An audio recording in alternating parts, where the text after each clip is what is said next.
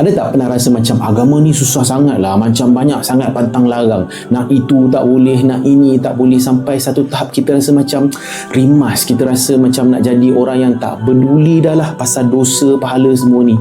Ini dalam psikologi dipanggil sebagai toxic perfectionism dalam beragama. Kita ingat kalau nak jadi baik, kita kena perfect 100% tanpa dosa.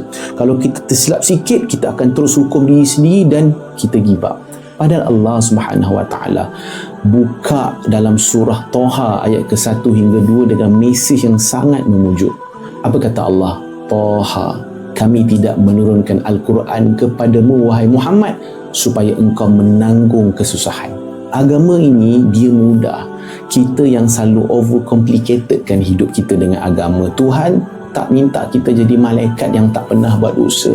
Tuhan minta kita jadi manusia yang kalau buat salah, cepat-cepat patah balik, minta ampun. Usaha untuk tinggalkan maksiat tersebut. Jangan jadikan agama ni sebagai beban yang menyesakkan dada.